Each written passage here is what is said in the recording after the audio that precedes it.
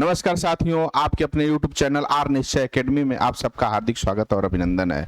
जैसा कि हम सब 2D और 3D के बारे में पढ़ रहे हैं और आपको एक एक बातें हमने इस 2D और 3D की बताए हैं पार्ट 1 वीडियो में। जो बच्चे वो वीडियो नहीं देखे होंगे, आर निश्चय एकेडमी यूट्यूब चैनल पे जाएंगे, बिल्कुल निःशुल्क वो वीडियो देखने का प्रयास करेंगे और उस फार्मूले को कलेक्ट करेंगे।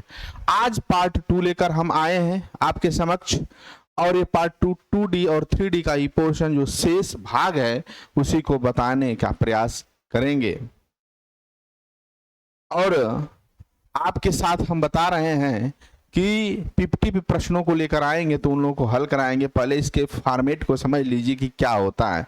अगर कंसेप्ट आपके दिमाग में एंट्री कर गया तो आप जान लीजिए कि आप सवालों को अच्छे तरीके से कर पाएंगे। तो आइए एक एक चीज देखने का प्रयास करेंगे, समझने का प्रयास करेंगे।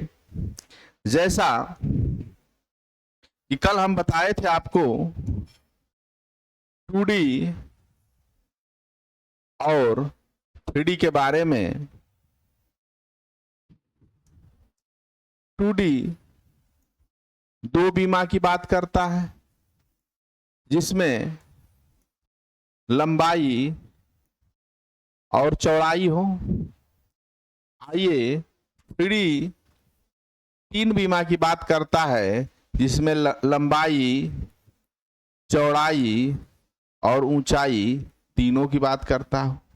अगर इस तीनों में इस 2 को ले ले तो 2D के अंतर्गत आएगा, इस 2 को लेंगे तो 2D के अंतर्गत आएगा, इस 2 को लेंगे तो 2D के अंतर्गत आएगा। लेकिन जो आकृतियां इन तीनों से बनी हुई है वह 3D के अंतर्गत आएगी। लेकिन जो सिर्फ लंबाई और चौड़ाई से बनी हुई है वो आकृति 2D के अंतर्गत आएगी। जैसे हमने इधर अभी 2D की चर्चा किया हूं और इस 2D में हम आपको ये चीज बताने का प्रयास किया है कि इसमें पहला चीज क्या है, त्रिभुज, ट्रिंगल जो 3 रेखाओं से बंद आकृति है।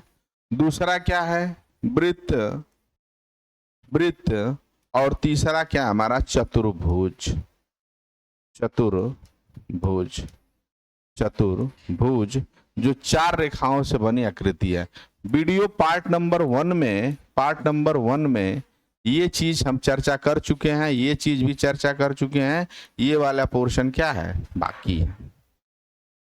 इस चीज को हम देखने का प्रयास करेंगे, समझाने का प्रयास करेंगे, बताने का प्रयास करेंगे कि इस वाले पोर्शन से सवाल क्या पूछता है।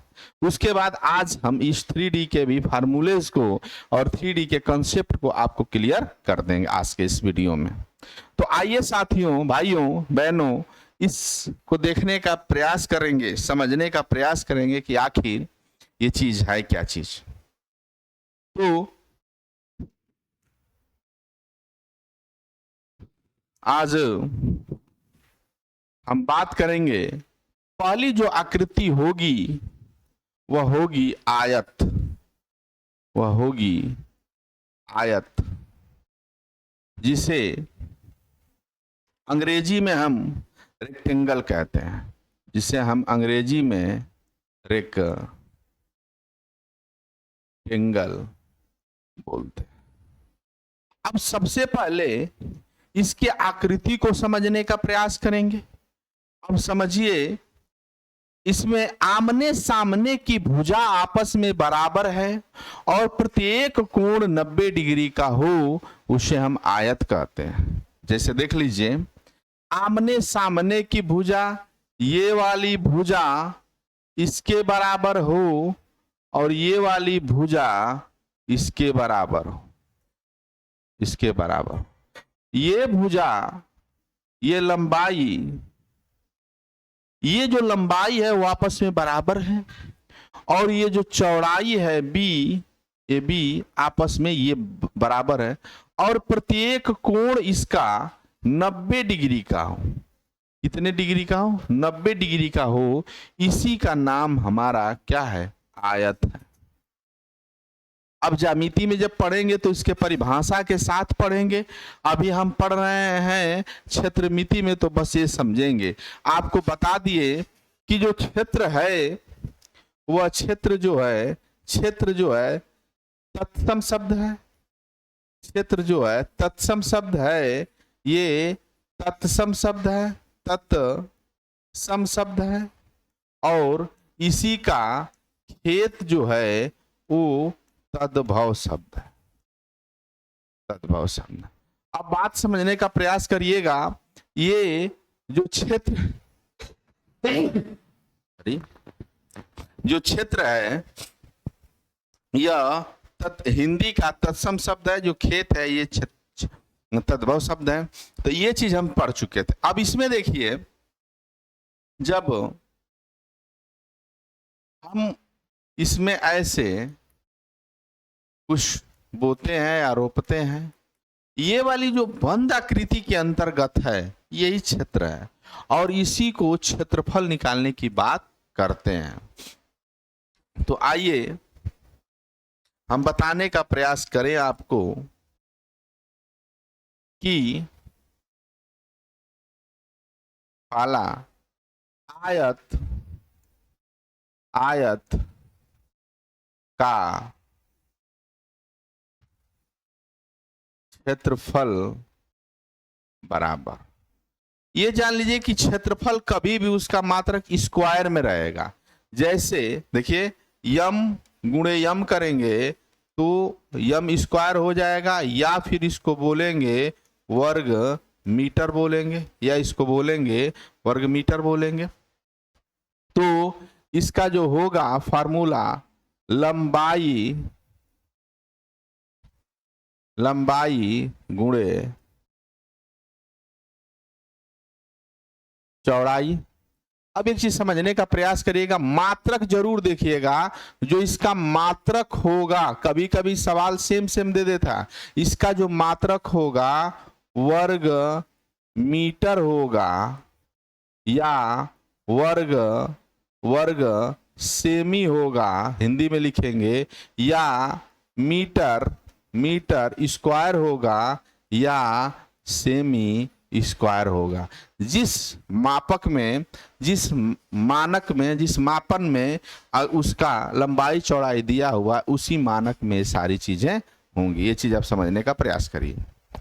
अब अगर मैं कह दूं, यहाँ पे सवाल दे दूं 54 cm स्क्वायर और दे दूं 54 cm, तो आप इसको बिना देखे, बस देखेंगे मात्रक को, तो बताएंगे कि यह क्षेत्रफल दिया हुआ है और ये कोई एक बीमा का मापन दिया हुआ है, चाहे लंबाई हो, चाहे चौड़ाई हो, चाहे विकर्ण हो।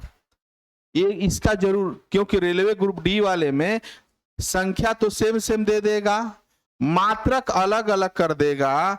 यहाँ पे 54 मीटर स्क्वायर कर देगा, यहाँ 54 मीटर कर देगा। तो अब देखेंगे कि हमारा किसमें दिया हुआ है। ये चीज आप बहुत जरूरी समझने का। दूसरा चीज ये समझिए इसका कि आयत का परिमाप। अब देखिए, परि का मतलब किनारे किनारे माप। अब देखिए यहाँ पे अगर हम इसको कह ले, इसको, या फिर यहां से इसको लेके जाते, ये यल हो गया, ये नाप लिए, फिर ये क्या हो गया, बी हो गया, ये नाप लिए, फिर ये क्या हो गया, यल हो गया, फिर ये क्या हो गया, बी हो गया।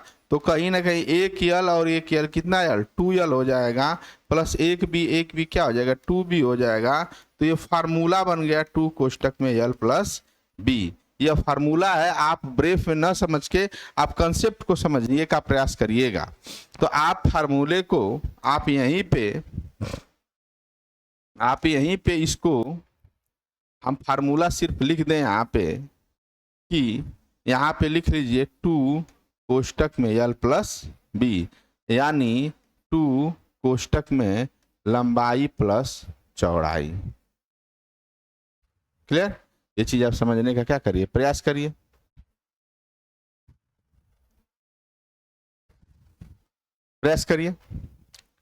अब एक चीज और समझिए आप, तीसरी बात यहाँ पे, किसमें तीसरी चीज क्या देगा? तीसरी बात ये देगा, मैं बताया था कि जब समकोण त्रिभुज हो तो इसके ये एक कोण 90 डिग्री का होता है, इसके सामने वाली जो भुजा होती है इसी को क्या कहते हैं, कर्ण कहते हैं।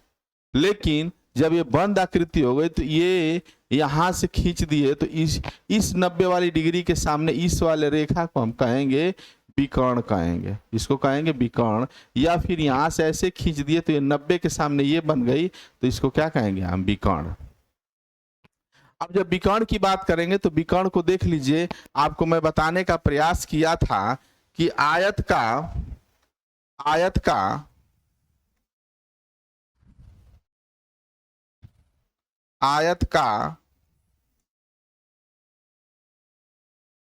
का विकर्ण बराबर कड़ी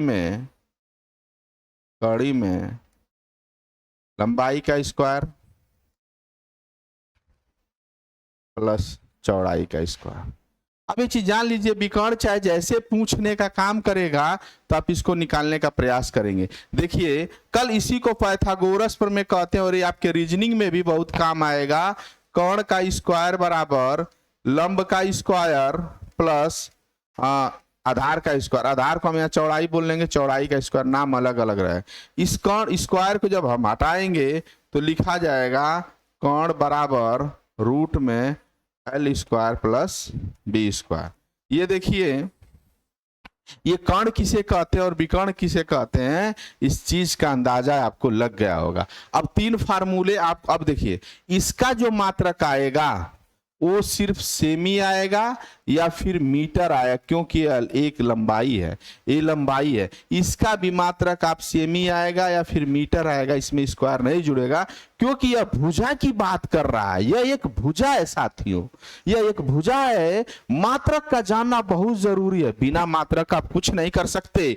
आप रिलेशन भी जोड़ने का किसी से प्रयास करते हैं तो आप वहां कहीं ना कहीं ट्यूनिंग को फिट करते हैं, तब जाके मात्रक लगता है, अन्यथा नहीं लगता है। अब देख लीजिए, जब एक चीज कंफर्म हो गया तो एक आयत ले लिए। अब दूसरे चीज को देखते हैं, इसका परिभाषा समझ लीजिएगा।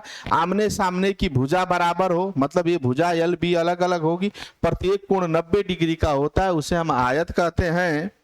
अब आइए दूसरे को देखते हैं। दूसरा हमारा है वर्ग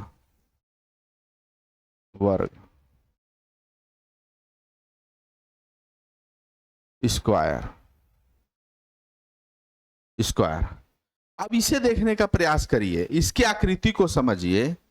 ये आकृति उस आयत के तरह ही दिख रही है, यह आकृति उस आयत के तरह ही है, लेकिन इसमें थोड़ा सा अंतर है। ठीक, थोड़ा सा अंतर क्या है? आयत में आमने सामने की भुजा बराबर थी, इसमें सभी भुजा आपस में बराबर है, सभी भुजा आपस में बराबर है और प्रत्येक कोण 90 डिग्री का है। प्रत्येक कोण 90। भुजा बराबर का मतलब कि ये अगर ये है भुजा तो ये भी ए है, ये भी ए है, ये भी ए है, सभी भुजा आपस में बराबर है। और इसका नाम अब जान गए हो कि इसका नाम क्या है, कर्ण है। इसका नाम क्या है, विकर्ण है। कर्ण किस में आएगा, त्रिभुज में आएगा। जब ये 2 बराबर भागों में बांटेगा तो ये क्या हो जाएगा, कर्ण, विकर्ण यहाँ पे हो जाए। अब देखिए यहाँ पे हम देखने का प्रयास करेंगे। अब देखिए, अब यहां भी पहला फॉर्मूला हो जाएगा वर्ग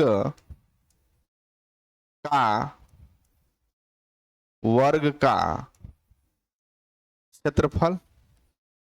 वर्ग का क्षेत्रफल यहां देख लीजिए, उसमें था तो L इंटू बी, यहां L भी A है और B भी A है, इसीलिए A का स्क्वायर कहते हैं। इसीलिए इसे भुजा का क्या कह देते हैं, स्क्वायर कह देते हैं। और इसका भी मात्रक सेमी स्क्वायर होगा। इसका क्षेत्रफल का जहां भी बात होगी स्क्वायर होगा, या हिंदी में लिखेंगे तो पहले वर्ग लिखते हैं, उसके बाद मीटर लिखने का क्या करते हैं, प्रयास करते हैं। अब एक चीज देख लीजिए, दूसरा फार्मूला यहाँ पे फिर वही आ जाएगा कि वर्ग का परिमाप, वर्ग का परिमाप। तो परिमाप का मतलब किनारे किनारे सबको जोड़ दिए, ए और ए, तो क्या हो जाएगा 4a हो जाएगा, यानी हो जाएगा 4 गुणे भुजा। और ये ये परिमाप का जो मात्रक होगा या तो सेमी या तो सिर्फ क्या होगा, मीटर होगा। ये एक लंबाई की बात कर रहा है। अब इसमें भी तीसरी बात आ रही है, तीसरा फार्मूला कि वर्ग का विकर्ण, वर्ग का विकर्ण बराबर, वर्ग का विकर्ण बराबर देख लीजिए यहां पर एक एल का स्क्वायर प्लस बी का स्क्वायर, लेकिन दोनों चीज वही वही है। तो यहाँ पे देखिए ए के स्क्वायर हो जाएगा 2a² रूट में, और ये वर्गमूल निकलेगा तो a रूट में क्या हो जाएगा 2। इसका भी जो मात्रक होगा यही सेम होगा। तो यहाँ फार्मूला जो हो जाएगा भुजा, भुजा गुणे रूट में 2। अब ये तीन फार्मूलेट उसमें दिए, तीन फॉर्मेट इसमें दिए, इसमें कोई भी अलग देने का मैं प्रयास नहीं किया। तो तीन फार्मूला इसमें वर्ग में और तीन फार्मूला किस में, आयत में। आइए हम तीसरी बात करते हैं।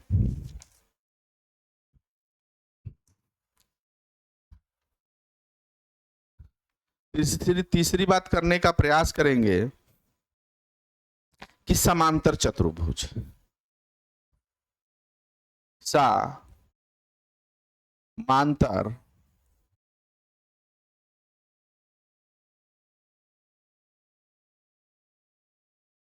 चतुर्भुज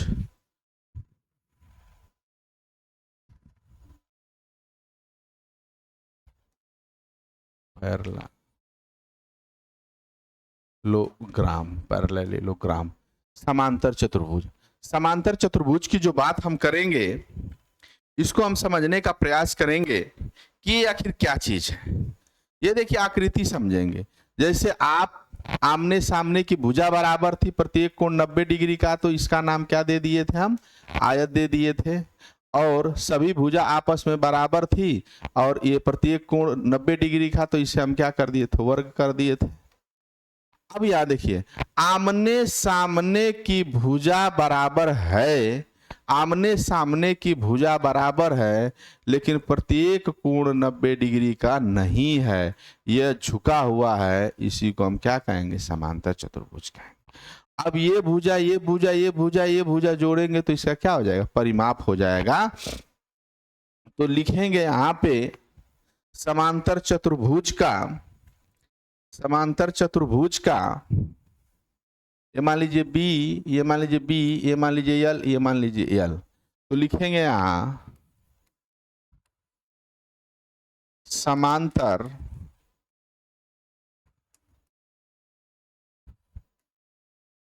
समांतर चतुर्भुज का, चतुर्भुज का क्षेत्रफल बराबर आधार गुणे ऊंचाई,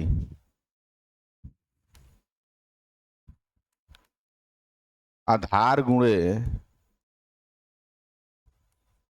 ऊंचाई। ये देखिए ये हमारा क्या यल है, इसी को हम आधार मान लेंगे, इसी को आधार मानेंगे, और ये वाला पोर्शन हमारा क्या है, ऊंचाई हो जाएगा। तो इसका क्षेत्रफल जब निकालेंगे तो आधार गुणे ऊंचाई हो जाएगा। अब एक चीज समझने का प्रयास करिए आप, कि अगर इसकी बात करेगा कि समांतर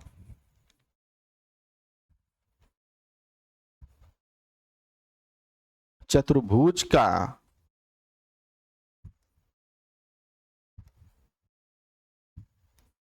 परिमाप बराबर, यहां पे देख लीजिए 2 कोष्ठ में l प्लस बी, क्योंकि ये अगर एक बी जोड़ दिए तो 2b, एक एल जोड़ दिए तो 2l। इतनी बात समांतर चतुर्भुज में होती है। आगे देखने का प्रयास करेंगे कितना इंपॉर्टेंट, चौथी पॉइंट को देखेंगे। यहाँ पे चौथी आकृति को जो देखेंगे, चौथी आकृति को यहाँ पे देखने का प्रयास करेंगे, और ये वेरी इंपॉर्टेंट चीज है। यहां से प्रश्न पूछेगा और कहीं से सवाल बने चाहे न बने, लेकिन समचतुर्भुज,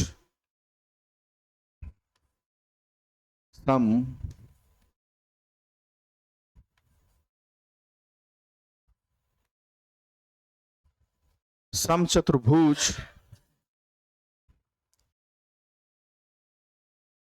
रोम्बस समचतुर्भुज का सवाल जरूर बनता है। यहां से 100% प्रश्न आने की संभावना है और जो प्रश्न बनता है यहीं से बनता है, ये जान लीजिए कि प्रश्न यहीं से बनता है। अब एक चीज, प्रश्न यहां से क्यों बनता है ये देखिए, क्योंकि जैसे जिस प्रकार से सभी भुजा आपस में बराबर थी और प्रत्येक कोण 90 डिग्री का था, तो इस बने आकृति को हमने क्या कह दिया, वर्ग कह दिया था।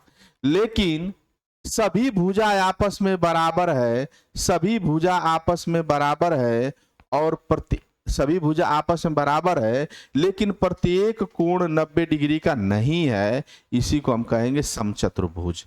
लेकिन इसमें क्या होता है कि विकर्णों के जो कटान बिंदु पे यह विकर्ण हो गया और ये वाला विकर्ण हो गया, यहाँ पे जो निर्माण होता है 90 डिग्री का कोण का निर्माण होता है, तो आप समझ लीजिए कि ये जो आकृति हो जाती है इसके अनुसार ये क्या हो जाता है, कोण इसको कह लीजिए, चाहे इसको क्या कह लीजिए, विकर्ण कह लीजिए। सवाल यहां से बार बार क्यों पूछता है, आपको लगेगा कि यह भुजा है, तो भुजा तो ये समचतुर्भुज के अनुसार है, लेकिन जब ये कटान बिंदु पे आएगा तो प्रत्येक कोण 90 डिग्री का बन जाएगा, प्रत्येक कोण 90 डिग्री का बन जाएगा, तो सामने वाली जो भुजा हो जाएगी, जो सामने वाली भुजा हो जाएगी वो क्या हो जाएगी, कर्ण हो जाएगी। अब इसमें सवाल किस तरह से पूछता है और इसमें किस तरह से, ये कंसेप्ट आप समझ लीजिए कि जब यहाँ पे ये कर्ण बन जाएगा तो कहीं ना कहीं ये आपका आधार बन जाएगा, कहीं ना कहीं ये आपका लंब बन जाएगा। आकृति थोड़ी सी टेढ़ी समझ में आएगी, लेकिन एक चीज समझने का प्रयास करिए कि टेढ़ी तो जरूर समझ में आएगी,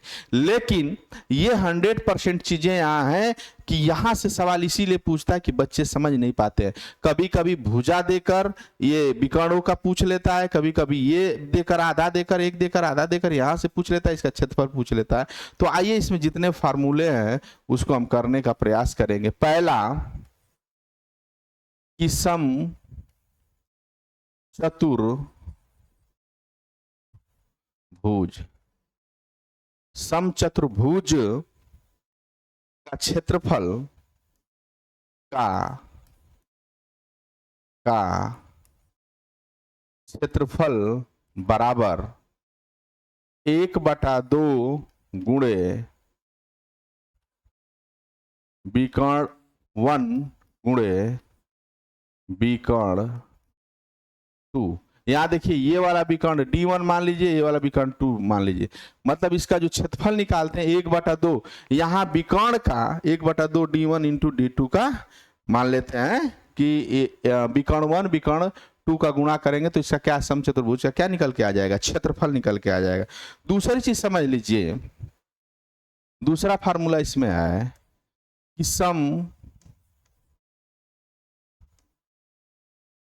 समचतुर्भुज की एक भुजा, समचतुर्भुज की एक भुजा बराबर 1/2 रूट में D1 का स्क्वायर प्लस D2 का स्क्वायर। अब आइए तीसरे फार्मूले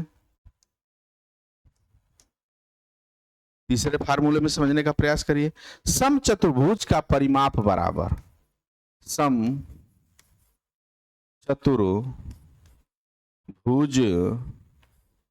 का परिमाप बराबर 4 गुणे भुजा, 4 गुणे भुजा। ये देखिए क्यों, क्योंकि ये वाला पोर्शन, ये पोर्शन, ये पोर्शन, ये पोर्शन आपस में क्या है, बराबर है, सभी आपस में बराबर है।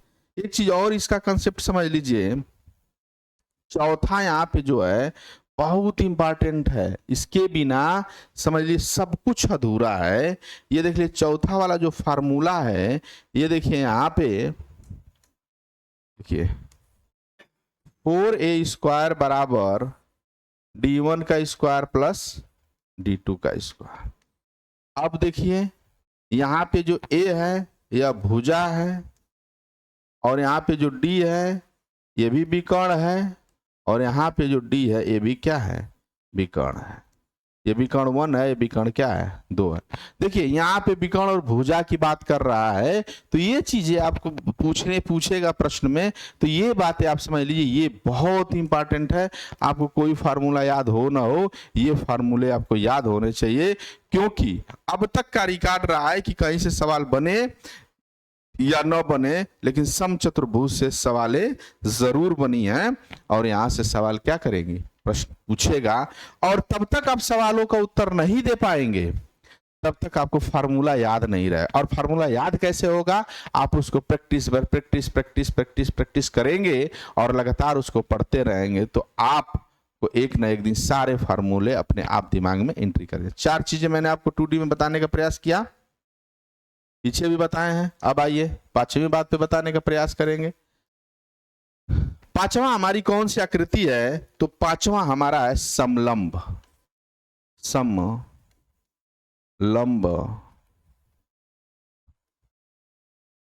चतुर्भुज, समलंब चतुर्भुज, ट्रेपेजियम,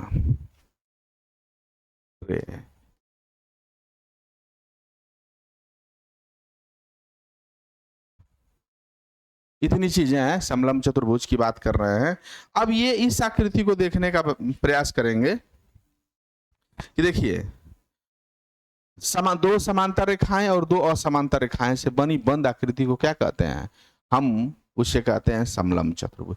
समांतर रेखाएं क्या होती हैं कि ऐसी दो रेखाएं जिनके बीच की दूरी बराबर हो, ये कहीं आपस में कहीं नहीं मिलेगी, ये कहीं लेके चले जाएंगे कहीं नहीं मिलेगी, लेकिन ये दो समांतर रेखाएं और दो असमांतर रेखाएं कहीं जाके मिल गई, तो ये वाला जो आकृति बन रही है, ये बीच की जो आकृति ऐसे ऐसे ऐसे ऐसे जो आकृति बन रही है, इसी आकृति को हम क्या कहेंगे, समलंब चतुर्भुज कहेंगे, इस आकृति को। तो कभी कभी टेट वगैरह परिभाषा सवाल पूछ लेता है कि क्या किसे हम समलंब कहते हैं, तो देख लीजिए, दो समांतर रेखाएं जा रही हैं जो आपस में कभी नहीं मिलेंगी, दो असमांतर रेखाएं जाके आपस में मिल जाएंगी, उसे हम क्या कहेंगे, चतुर्भुज कहेंगे। ये देखिए यहाँ पे इसकी लंबाई यहाँ a है और इसकी जो लंबाई यहाँ से यहाँ क्या हो जाएगी, b हो जाएगी, ये इसकी क्या हो जाएगी, ऊंचाई हो जाएगी। तो परिमाप समझ ही गए हो कि ये और ये जोड़ेंगे तो क्या निकल के आ जाएगा, परिमाप निकल के आ जाएगा। अब इसका क्षेत्रफल देखने का प्रयास करते हैं कि क्षेत्रफल किसे कहते हैं, तो फार्मूले पे समझ लीजिए कि क्षेत्रफल किसे कहते हैं, क्षेत्रफल किसे कहते हैं। देखिए समलंब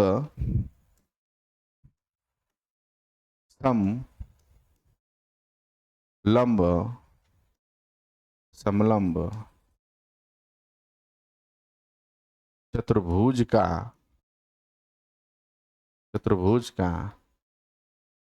क्षेत्रफल बराबर 1/2 कोष्टक में a + b × h। समलंब चतुर्भुज का जब क्षेत्रफल पूछेगा आपसे, तो आपको देखिए 1/2 यहाँ पे इसको और इसको आपस में जोड़ लेंगे a × b और h का गुणा कर लेंगे, तो इसका क्या निकल के आ जाएगा, क्षेत्रफल। परिमाप की बात करें तो इसको और इसकी भुजाएं जब दी रहेंगी तो जोड़ लेंगे, तो उसका क्या निकल के आ जाएगा, क्षेत्रफल निकल के आ जाएगा। आइए आज के इस चतुर्भुज में, इस आकृति में 6वां आकृति क्या चीज है, चतुर्भुज, चतुर्भुज,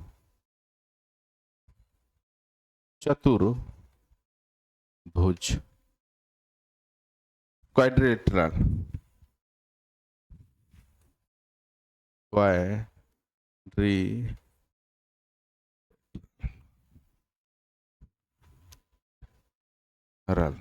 यहाँ रहेगा। अब देखिए ये चतुर्भुज क्या है, अब ये 4 आकृतियों, आप कहेंगे सर तब से चतुर्भुज की बात कर रहे हैं, तो 4 आकृतियों से बंद आकृति को चतुर्भुज तो कहते हैं। ये वाली आकृति को आप देखने का प्रयास करिएगा कि दो समांतर रेखाओं के बीच, अरे दो रेखाएं समांतर हो, ये समांतर, लेकिन प्रत्येक कोण 90 डिग्री का नहीं हो, प्रत्येक कोण 90 डिग्री का नहीं है, और एक विकर्ण ये है और एक यहाँ पे लंब 90 डिग्री पे पड़ गया, एक लंब यहाँ पे पड़ गया, इसको हम क्या कहते हैं, चतुर्भुज कहते हैं। आप एक चीज देख लीजिए, कहीं ना कहीं बराबर बन जा रहा है, आपको बड़ी बना दे आकृति इस तरह से, ये 90 डिग्री की आकृति नहीं हुई है।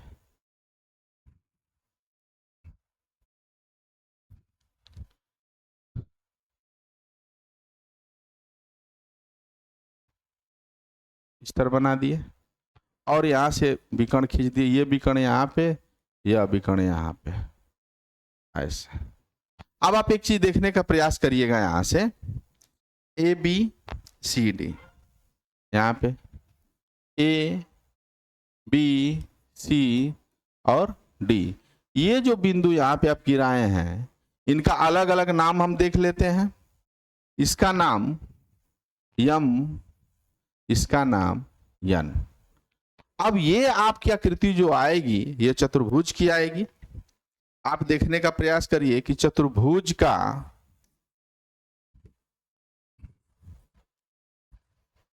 चतुर्भुज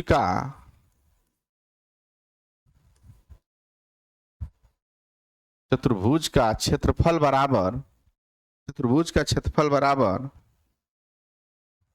1/2 गुणे ए सी। ए सी का मतलब ये वाला पोर्शन। अब देखिए डीएम प्लस, डीएम का मतलब ये वाला, plus b n, b n कोष्टक बंद, डीएम प्लस बी एन। आप एक चीज समझ, इसका क्षेत्रफल हो जाएगा। अगर इसका परिमाप की बात करेगा तो जो लंबाई ये इसकी होगी, वही लंबाई इसकी होगी, वही लंबाई इसकी होगी, वही लंबाई इसकी होगी, और आपस में सबको जोड़ देंगे तो इसका मान निकल के आ जाएगा। आइए एक बार इसको रिवाइज हम करने का प्रयास करते हैं कि आपको 2D में कितनी चीजें हम बताए हैं और क्या क्या चीजें बताए हैं। आप 2D 3D में अंतर समझ गए होंगे। आप चतुर्भुज 4 आकृतियों वाली बात बताएं, आयत की बात बताएं। आयत क्या होता है? आमने सामने की भुजा आपस में बराबर होता है, प्रत्येक कोण 90 डिग्री का होता है, उसे आयत कहते हैं। आयत का क्षेत्रफल बराबर लंबाई गुणे चौड़ाई, आयत का परिमाप बराबर 2 कोष्टक में l प्लस बी, आयत का विकर्ण बराबर कड़ी में l का लंबाई का स्क्वायर प्लस चौड़ाई का स्क्वायर। मात्रा किसमें? वर्ग सेमी होगा, वर्ग मीटर, मीटर स्क्वायर या सेमी स्क्वायर होगा। इतनी बातें इसमें समझने का आप क्या करिए, प्रयास करिए। आइए आगे देखते हैं। इसके बाद आमने सामने की नहीं, सभी भुजाएं आपस में बराबर हो, तब प्रत्येक कोण 90 डिग्री का हो, तो इस बंद आकृति को क्या कहते हैं? वर्ग कहेंगे। वर्ग का क्षेत्रफल बराबर भुजा का स्क्वायर और वर्ग का परिमाप बराबर 4 गुणे भुजा, वर्ग का विकर्ण बराबर भुजा कड़ी में √2। यहाँ पे देखिए समांतर चतुर्भुज का क्षेत्रफल, समांतर चतुर्भुज आमने सामने की भुजा क्या हो? बराबर हो, लेकिन प्रत्येक कोण 90 डिग्री का नहीं होगा, उसे समांतर चतुर्भुज कहेंगे। सम चतुर्भुज, सभी भुजा आपस में बराबर हो, प्रत्येक कोण 90 डिग्री का नहीं हो, उसे क्या कहेंगे? हम समचतुर्भुज कहेंगे। ये बहुत इंपॉर्टेंट है। आइए समलंब चतुर्भुज, आप जान गए हो कि समांतर और एक असमांतर रेखाओं के बीच बनी हुई आकृति को, और चतुर्भुज को आप समझ गए हो। आगे आइए देखने का प्रयास करेंगे। ये 2D वाले पोर्शन को मैंने आपको बताने का प्रयास किया और लगभग मैं आपको समझाने का प्रयास किया हूं कि आखिर ये चीजें हैं क्या चीजें। आइए अब हम बात करने का प्रयास करेंगे आपको 3D की, 3D में। और 3D में बात करते हैं आयतन की, आयतन की, वॉल्यूम की बात करते हैं, आयतन की बात करते हैं। अब ये इस आयतन की बात करते हैं। अब इसमें 3D में कौन कौन सी आकृति होगी उसको हम समझने का प्रयास करते हैं। देखिए पहली आकृति आपकी हो जाएगी घनाभ, घनाभ जिसे क्यूबाइड कहते हैं। और क्यूबाइड क्या चीज होता है, इस आकृति को आप देखने का प्रयास करिए। जैसे आप ये 3D में जान गए कि L, B और H तीनों बातें होंगी, लंबाई चौड़ाई तीनों, ऊंचाई तीनों की बात करेंगे। और जब इसमें तीनों की बात हम करेंगे तो आप इसी के सहारे आप उसकी आकृति को देखेंगे। तो देखिए चौड़ाई और लंबाई इस तरह से आकृति ले लिए, फिर इस तरह से बना लिए। ये वाली जो आकृति दिख रही है कहीं ना कहीं आकृति 3D की दिख रही है। एक घर हो गया, ईंटा हो गया, चाहे जो कुछ भी हो गया, इसमें ये लंबाई था, ये वाला चौड़ाई था, चौड़ाई था, ये वाला क्या था? ऊंचाई था। इसे ईंटा बना रहेगा ऊंचा, तो इसकी ऊंचाई भी है, समझ में आ जाएगा। तो जब जैसे देख लीजिए क्या एक पटरा है, पटरा ये इस तरह है, 3D की बात है। 3D में क्या, 3D में ये देखिए इसकी लंबाई है, ये इसकी चौड़ाई, लेकिन ये वाला जो पोर्शन इसकी क्या है? ऊंचाई है। ईंटा हो गया, चाहे जो कुछ भी हो गया, तो इसमें आप समझने का प्रयास करिए। इसके फार्मूले को आप देखने का प्रयास करिए कि पहला फार्मूला क्या होगा। पहले फार्मूले में आ जाएगा कि घनाभ, घनाभ का आयतन। अब आयतन इसमें पूछ लेगा, वॉल्यूम पूछ लेगा, आयतन, आयतन, ठीक ना, जैसे ईंटा पत्थर है ना, देखते हैं आयतन। अब आयतन जब पूछेगा तो यल गुणे बी गुणे एच, लंबाई गुणे चौड़ाई गुणे ऊंचाई। अब मात्रक की जब यहाँ पे बात करेगा तो यहाँ पे हो जाएगा घन, घन सेमी या सेमी पर पावर 3, या हो जाएगा मीटर के पावर 3, या घन मीटर, घन मीटर। ये चीज मैंने समझाने का प्रयास किया। अब देखिए दूसरी चीजें, दूसरी चीजें यहाँ पे हो जाए, घनाभ का आयतन हो गया, अब हो जाएगा घनाभ का पृष्ठीय क्षेत्रफल, चाहे संपूर्ण क्षेत्रफल की बात करेगा। घनाभ का, घनाभ का पृष्ठीय, पृष्ठीय, पृष्ठीय क्षेत्रफल आपको बताए थे, 2 कोष्टक में L B plus B H plus H L. आप एक चीज समझिए कि पृष्ठीय क्षेत्रफल क्या है, इसको बात को समझने का प्रयास करिए। पृष्ठीय क्षेत्रफल का मतलब कि ये वाला क्षेत्रफल निकालेंगे तो ये वाला लंबाई और चौड़ाई, ऊंचाई और लंबाई, लंबाई और चौड़ाई का गुणा करेंगे तो एक यल भी इधर हो जाएगा तो इधर हो जाएगा। ये वाला अगर क्षेत्रफल लेंगे तो इस वाले क्षेत्रफल को लेंगे, ये वाला क्षेत्रफल लेंगे तो सामने वाला क्षेत्रफल, इसीलिए 2 की बात हमेशा कर रहा है। तो ये समझने का प्रयास करिए कि इसमें 2 कोष्ठ में L B plus B H plus H L होता है, ये क्या हो जाएगा हमारा घनाभ का पृष्ठीय क्षेत्रफल। मान लीजिए कि ये ठोस है, इसको चारों तरफ से कागज को लपेटना हो तो ये पूछ सकता है कि कितने कागज की जरूरत पड़ेगी, तो इसीलिए पृष्ठीय क्षेत्रफल को निकालेंगे तो उसका क्या हो जाएगा, कागज की मात्रा। अब क्षेत्रफल की बात आ गई तो इसके मात्रक को अगर हम लेते हैं, क्षेत्रफल के मात्रक को अगर हम लेते हैं बाबू, मात्रक को लेते हैं तो मात्रक हमेशा क्या हो जाएगा, सेमी स्क्वायर हो जाएगा या फिर वर्ग सेमी हो जाएगा, या फिर वर्ग सेमी हो जाएगा। अब एक चीज समझने का प्रयास करिए कि तीसरी बात अगर करते हैं तो देखिए घनाभ का विकर्ण, अब यहाँ पे आ जाएगा घनाभ, घनाभ का, घनाभ का विकर्ण बराबर कोष्ठ में यल का स्क्वायर प्लस बी का स्क्वायर प्लस एच का स्क्वायर। घनाभ का विकर्ण बराबर यल का स्क्वायर प्लस बी का स्क्वायर प्लस एच का। घनाभ की एक क्रमशः लंबाई चौड़ाई ऊंचाई है। जैसे कमरा है, बंद कमरा में तिरछा बड़ा से बड़ा डंडा क्या रखा जा सकता है। अब देखिए ये इसमें यहाँ से यहाँ तक जो रखेंगे, चाहे यहाँ से यहाँ तक जो रखेंगे, इसी को विकर्ण कहेंगे। तो यहाँ क्यूब नहीं होगा, यल का स्क्वायर बी का स्क्वायर एच का स्क्वायर होगा घनाभ का। ये इसका जो मात्रक होगा स्क्वायर में होगा, इसका मात्रक सिर्फ होगा या तो सेमी में या तो मीटर में। इसकी बात आप एकदम बिल्कुल ध्यान देने की जरूरत है। मात्रक का, मात्रक के बिना आप कुछ नहीं कर सकते। जिस प्रकार से आयत था कि लंबाई चौड़ाई ऊंचाई आयत के आधार पर बनी हुई आकृति थी कि प्रत्येक कोण 90 डिग्री का है, लंबाई चौड़ाई ऊंचाई तीनों अलग अलग होगी, ठीक, तीनों अलग अलग होगी, उसे हम क्या कहेंगे, घनाभ कहेंगे।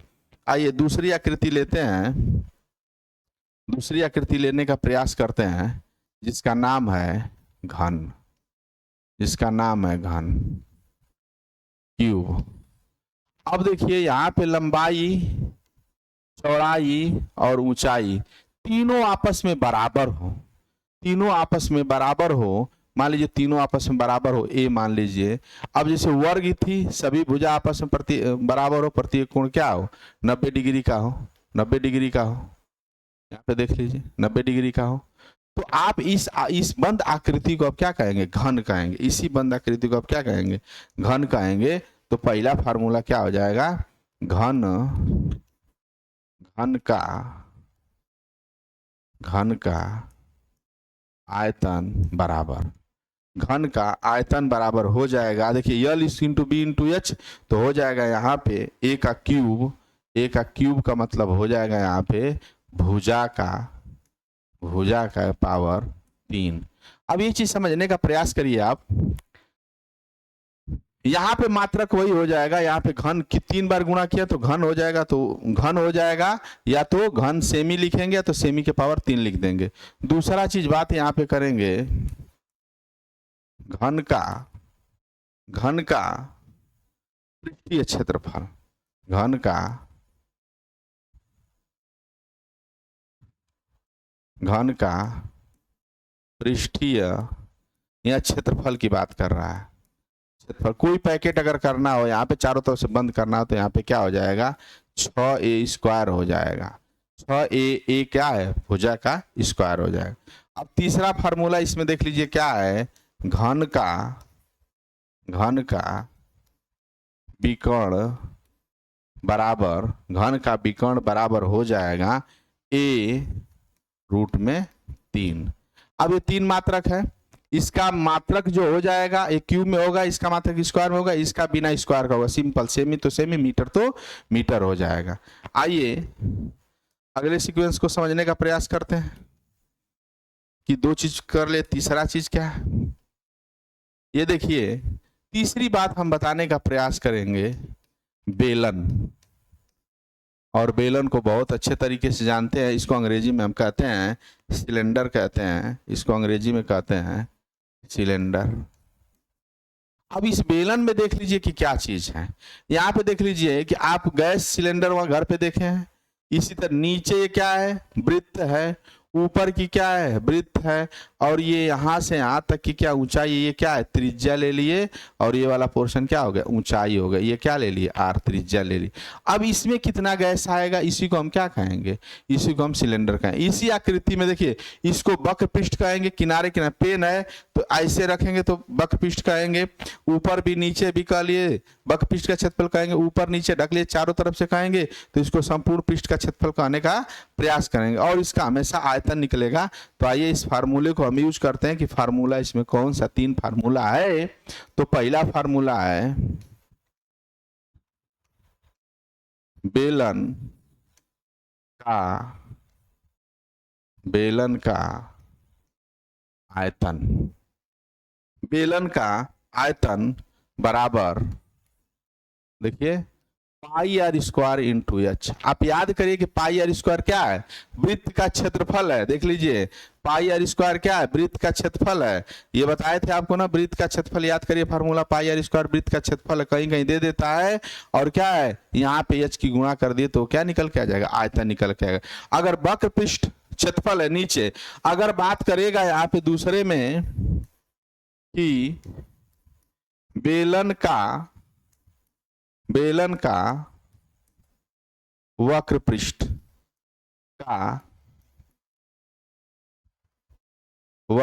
का क्षेत्रफल बराबर, तो वक्र पृष्ठ का क्षेत्रफल इसके किनारे किनारे केवल आप लपेटेंगे, इधर लपेट लेंगे तो परिधि जो थी उसकी 2πr इसकी वृत्त की परिधि और गुणे h कर लेंगे तो इसका क्या निकल के आ जाएगा, इसका निकल के आ जाएगा आपका वक्र पृष्ठ का क्षेत्रफल। अगर इसकी बात करता है बेलन के संपूर्ण पृष्ठ का क्षेत्रफल, बेलन के 3 ही बात इसमें है कि बेलन के संपूर्ण पृष्ठ का क्षेत्रफल, संपूर्ण पृष्ठ का क्षेत्रफल। अब जब संपूर्ण पृष्ठ की क्षेत्रफल की बात कर रहा है यहाँ पे, तो यहाँ पे देख लीजिए कि ये 2πr इंटू h हो गया, प्लस इसका क्षेत्रफल यानी वृत्त का क्षेत्रफल πr² प्लस ऊपर वाले वृत्त का क्षेत्रफल πr²। अब एक चीज समझ लीजिए कि अब संपूर्ण पृष्ठ का क्षेत्रफल निकल गया तो यहाँ पे हो जाएगा 2πr into h plus 2πr²। यहाँ पे देख लीजिए कॉमन हो जाएगा 2πr कोष्टक में h प्लस r। तो ये जो पोर्शन हमारा बन गया संपूर्ण पृष्ठ का क्षेत्रफल। क्योंकि देखिए एसएससी सीजीएल वगैरह में यहाँ से सवाल दे देता है प्रश्न में, लेकिन यहाँ से तोड़ तोड़ के सवाल देता है, और जब तक आप इसके कंसेप्ट को नहीं जाने रहेंगे तब तक आप प्रश्नों को बिल्कुल भी नहीं कर पाएंगे। तो आइए 3 बेलन हो गया, अब आते हैं हम चौथे पॉइंट पे, हमारा क्या हो जाएगा, शंकु।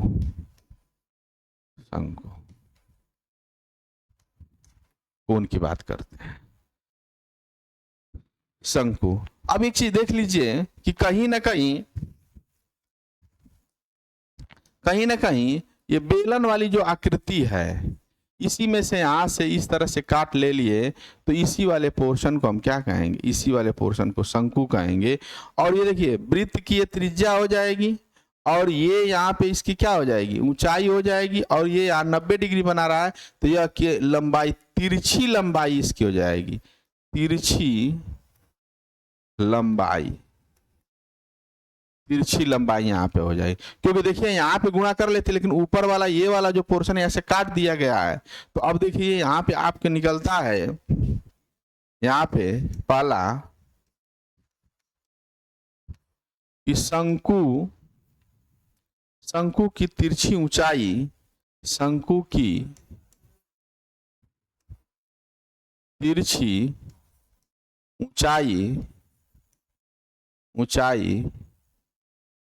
तिरछी ऊंचाई यानी यल बराबर कड़ी में एच का स्क्वायर प्लस आर का स्क्वायर।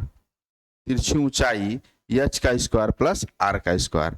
तिरछी ऊंचाई समझ ली कि ये वाला पोर्शन इनकी तिरछी ऊंचाई है, ये वाला पोर्शन इनकी तिरछी ऊंचाई, ये यल की बात कर रहा है। ये तो यहाँ से इसकी ऊंचाई हाइट, ये तिरछी ऊंचाई है, इसको ऊंचाई सिर्फ कहेंगे, तो एच का स्क्वायर आर का स्क्वायर। अब आइए दूसरे फार्मूले पे आपका आ जाएगा कि शंकु का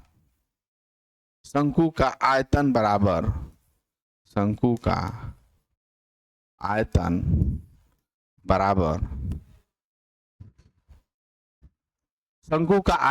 आ जाएगा 1/3 pi r square into h, 1/3 pi r square into h. देखिए इसका 1/3 इसका हो जाएगा बेलन का, तो बेलन का पाई आर स्क्वायर इंटू एच है, इसी में 3 का भाग दे दें। कभी कभी पूछ लेता है शंकु का आयतन देकर, बेलन का आयतन देकर शंकु के आयतन को क्या कर लेगा, पूछ लेगा, तो आप इसको बताने का प्रयास करिएगा। तीसरे फार्मूला को देख लीजिए कि शंकु का वक्र पृष्ठ, शंकु का वक्र पृष्ठ की बात कर रहा है कि एक टेंट डालना हो यहाँ पे और ये सिर्फ ऐसे डालना हो यहाँ पे, और ये पूरा क्या कर ले, ये पूरा रंग लिया जाए, ये पूरा क्या कर लिया जाए, रंग लिया जाए। इसी को शंकु का क्या कहेंगे, वक्र पृष्ठ कहेंगे। तो वक्र पृष्ठ बराबर क्या होता है यहाँ पे, पाई आर और यल। ये यल जो है यही वाले मान है, इस मान को यहाँ रखेंगे तभी इसका वक्र पृष्ठ का क्षेत्रफल निकल पाएगा। अब देखिए चौथा, इसमें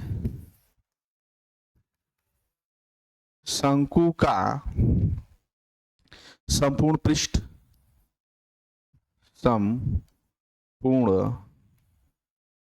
पृष्ठ बराबर, शंकु का संपूर्ण पृष्ठ बराबर पाई आर कोष्ठ में L plus R, pi R कोष्ठ में एल प्लस आर। आप ऐसा क्यों यहाँ पे देखने का प्रयास करिए, यहाँ पे पाई आर यल तो हमारा क्या है, वक्र पृष्ठ है, और वृत्त का जो क्षेत्रफल होता है वो पाई आर क्या होता है, स्क्वायर होता है, और पाई आर को हम कॉमन ले लें तो एल प्लस आर कोष्ठक में हो जाएगा। ये संपूर्ण पृष्ठ की क्षेत्रफल की बात करेगा, संपूर्ण पृष्ठ की क्षेत्रफल की बात करेगा साथियों। तो मुझे आशा नहीं पूरा विश्वास है कि ये भी चीज आपको समझ में आ गई होगी। तो आइए अब बात हम करते हैं, शंकु तक बात कर लिए, अब बात हम करने का प्रयास करेंगे स्फेयर, गोले की। पांचवा कंटेक्ट हमारा इसमें है गोला। गोला लिखेंगे तो गोला में और वृत्त में हम अंतर बताने का आपको प्रयास किए हैं, गोला और वृत्त में हम क्या बताने का प्रयास किए हैं, आपको अंतर बताने का प्रयास किए हैं कि देखिए वृत्त ठोस नहीं है और जो गोला है वो ठोस है, इसी तरह से हमारा क्या है, गोला है, ये ठोस है। यह लंबाई चौड़ाई तीनों घेरने का प्रयास करता है, लेकिन वृत्त जो होता है सिर्फ लंबाई और चौड़ाई घेरने का प्रयास करता है। यह आपको दिख रहा होगा कि एक गोला एक गेंद की तरह, एक तरबूज की तरह है। तो गोले का आयतन, पहला फार्मूला हो जाएगा कि गोले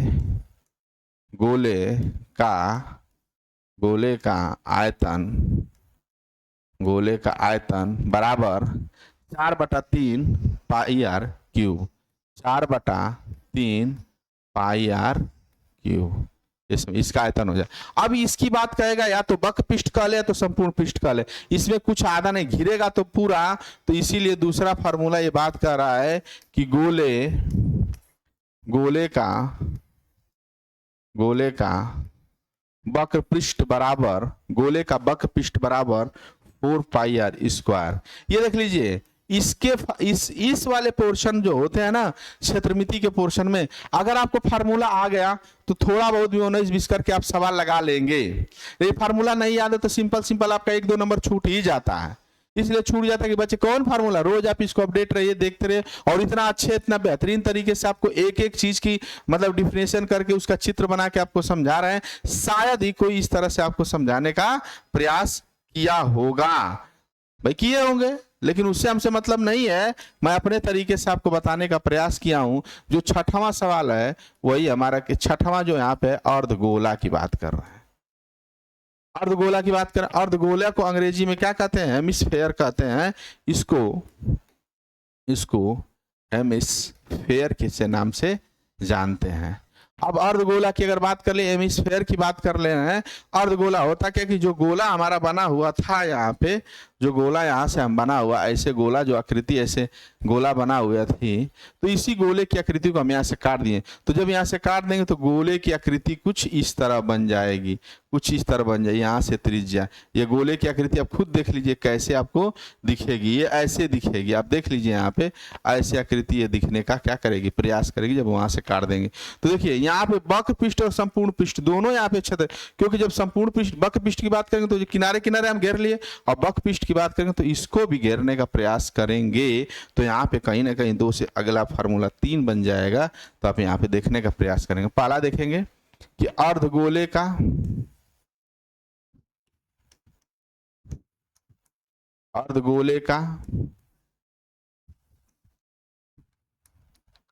आयतन देखने का प्रयास करेंगे। अर्धगोले का जो आयतन हो जाएगा वो हो जाएगा 2/3 पाई आर क्यूब, क्योंकि 4/3 को आधा कर देंगे तो 2/3 हो जाएगा। और अर्धगोले का बक पृष्ठ जो होगा, दूसरा चीज अर्धगोले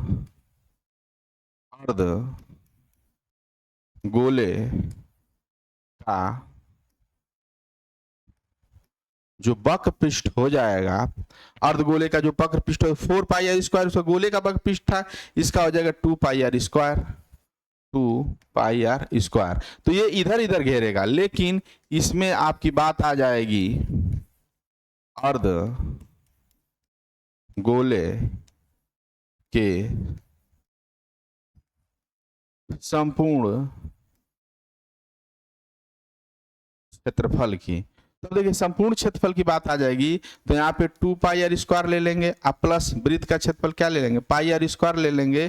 तो यहाँ पे क्या हो जाएगा, पाई आर स्क्वायर अगर ले लेते हैं, कुछ गड़बड़ यहाँ पे हो गया क्या, pi r square 2 pi r square, हाँ 2 पाई आर स्क्वायर ले लिए, ये बक पृष्ठ का क्षेत्रफल, और यहाँ पे ले लिए पाई आर स्क्वायर, तो 2 और 3 हो जाएगा 3 pi r square, 3 pi r square बक पृष्ठ का क्षेत्र। ये देखिए ये वाला तो आधा हो जाएगा, लेकिन ये वाले को भी आप घेरते हैं कहीं ना कहीं से, तो ये तो चारों तरफ से घेरा जाएगा ना। इसको भी आप जाली बना के बंद कर दिए, किसी को गिफ्ट देना है तो अर्धगोला। आप नगाड़ा देखे होंगे, आप ये क्या बोलते हैं तबला देखे होंगे, तरबूज ले लिए बीच से फाड़ दिए तो अर्धगोला हो गया।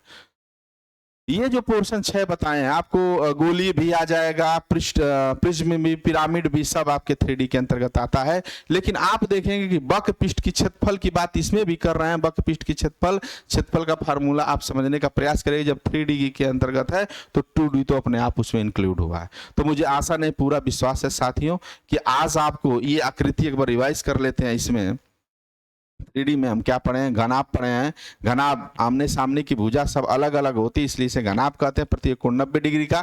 तो इसमें देख लीजिए आयतन है, पृष्ठीय क्षेत्रफल है, विकर्ण है, 3 बात। अब आइए घन है, घन की आकृति देखे होंगे, सभी भुजाएं आपस में बराबर होती है, प्रत्येक कोण 90 डिग्री का होता है। इसमें भी आयतन है, पृष्ठीय क्षेत्रफल है और विकर्ण है।